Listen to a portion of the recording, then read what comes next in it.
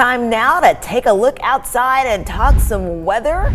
And let's get to meteorologist Cedric Haynes here in the studio. And Cedric, one of the things, we have some blue skies out there, but it's a bit hazy, so you're also monitoring that air quality. Yeah, that's right, Latrice. If you look closely, you'll be able to see that kind of dense haze kind of look there going on the horizon there. And that's because basically the winds are fairly calm. So when the winds are calm, there's nothing to mix up the air. And so all the smog and all the different chemicals that are in the air throughout the day kind of get a little more able to kind of settle closer to the ground. And that gives us that air quality index, and right now it's on the kind of top level of the moderate category. Now that's not that high considering that it's not a code orange, but it is getting very close to a code orange, so we want to keep an eye on that. So if you have issues, let's say you suffer from allergies or specifically let's say asthma or some heart condition or something like that, just be aware that we're starting to see that air quality where it's starting to get a little close to the dangerous level. So we're going to watch it closely for you, but right now things are okay. 77 degrees currently in Athens and Dayton and Cleveland and Chattanooga, the very popular numbers. 79 degrees in Dalton right now.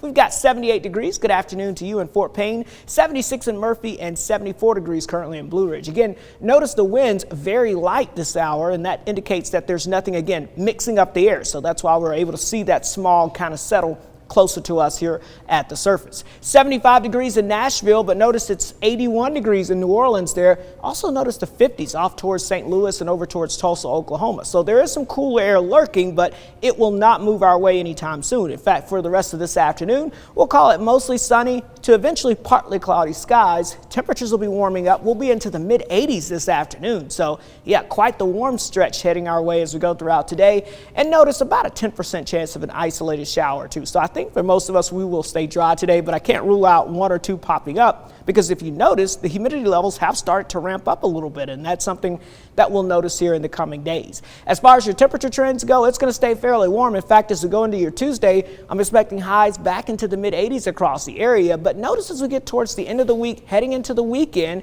we'll start to see just a slight dip in those temperatures. So yeah, as you're getting ready for some of those important festivities like Mother's Day on Sunday, right now looking decent with those temperatures there, dropping back into the 70s for highs, as opposed to the 86 tomorrow, which just happens to be Election Day. And of course, if you're going to be standing out in some of those lines for Election Day, just be aware it's going to be a little on the warm side, especially in the afternoon hours. Here's why. We've got a warm front currently lifting to our north as we speak. That's ushering in that warmer air mass across the area. Now off to the west and northwest of us here, we have our next storm system, but this system is going to kind of take its dear old time moving in. In fact, you can see the area of low pressure itself moving off towards the north and east. So it's moving almost away from us, and that's going to be the theme. So the first batch of energy is going to move primarily to our north, but it may clip us enough to give us a few rain showers later on tonight. So we've got the humidity that will be on the increase, especially by mid to late this week, and that will coincide with increasing rain chances. So for tonight, notice we're going to have those showers ongoing along the warm front to our west across West Tennessee,